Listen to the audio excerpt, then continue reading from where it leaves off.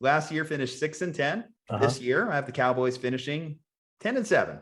And I'm Okay. giving a little bit of respect to obviously Dak Prescott coming back. I think will be improvement over Andy Dalton. I don't think that defense is going to make drastic improvements, but I do think drafting Micah Parsons is a guy I really like coming out of Penn State. I think that will help their team a ton. And then Keanu Neal, he's not a great cover safety, which is something they probably needed a little bit more.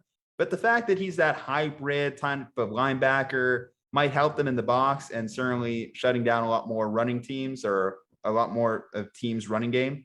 So Right. there is little things that this team did that is incrementally improved. I do think that coaching is a big liability for them. Mike McCarthy still trying to establish what that variation is between how much was Aaron Rodgers versus how much was his. Last season was not a great reflection on him as a coach.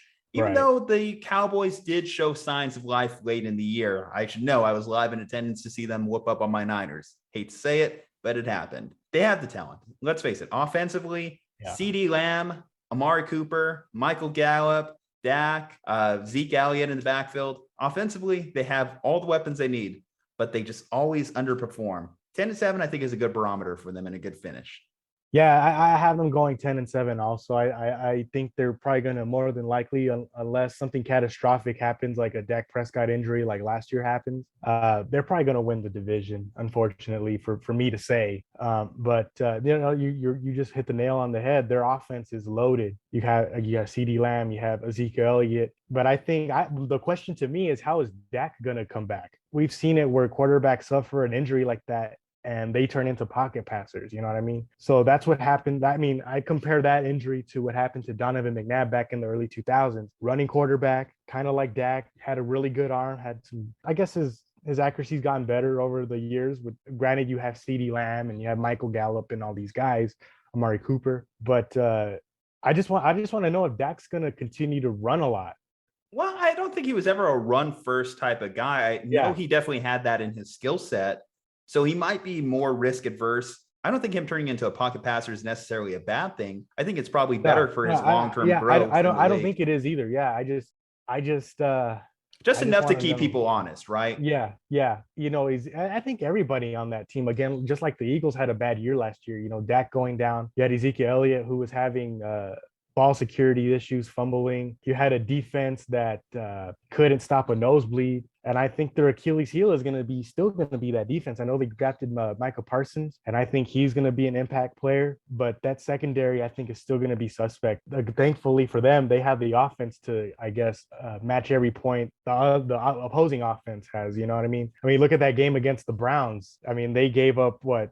I don't know how many points, but it was like a shootout. It was like 45, 44, something insane. Yeah, exactly. It was like a college game. So look at the game against the Falcons the previous week. Yeah, their early start to the season was insane. Certainly, if you're a fantasy football owner, owning a share of the Dallas Cowboys offense is a good idea.